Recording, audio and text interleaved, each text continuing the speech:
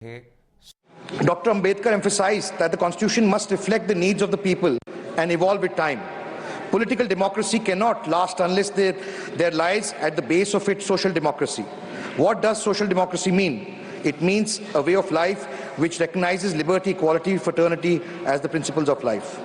Sir, Dr. Ambedkar warned the Assembly on 26 January 1950. He said, "We are going to enter a life of contradictions. In politics, we will have equality, but in our social and economic life, we will have inequality.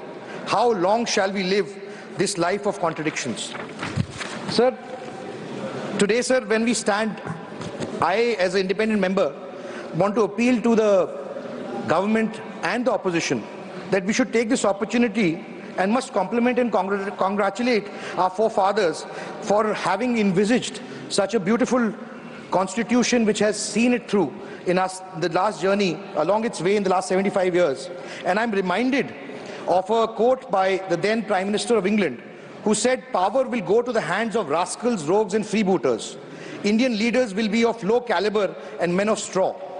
So today, when we have completed 75 years and our economy has become the 5th largest economy, on the way to becoming the 3rd largest economy in the world, it is a befitting reply to those who thought that the Constitution will not befit as a country and our caliber was undermined.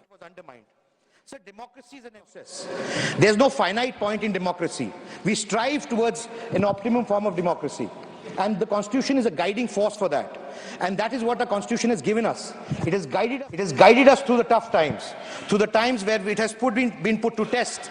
In the challenging times from 1975 to 77, under the Congress government which curtailed freedoms, suspended fundamental rights and misused constitutional provisions. However, the people inspired by Constitution, promise of liberty, did overthrow the authoritarian government in 1977. Sir, there have been umpteen instances. I have very limited time. But sir, I would just say that the underlying principle of the Constitution has been to protect the vulnerable sections of society, whether they are scheduled tribes, Dalits, or the economically weaker sections, and it goes to the extent that there should be positive discrimination also, if required, and especially in the case of women. I want to thank the government that by bringing the Women's Reservation Bill, they have taken the Constitution provision and positively discriminated against women by making them an integral part of our democratic process. Sir, many opposition members and my friends have spoken about bulldozers. They spoke yesterday, a very senior member. I want to remind them that in 1976, it was the then Congress party which started the culture of bulldozers under the Sanjay Gandhi regime of Turkman Gate. They spoke of one nation, one election. Sir, as if there's some sort of a ploy to destabilize the election process. So for 15 years, from 1952 to 67, including the time when our forefathers had started, that was the norm. Until it only happened that subsequently when the Congress regime decided to change that apple cart. Sir, we've had more than 400 elections since 1952 till now, sir.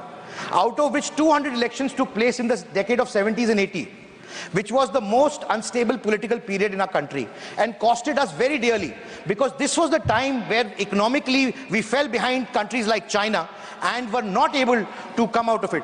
Sir, thank you for giving me an opportunity to speak on this historic event.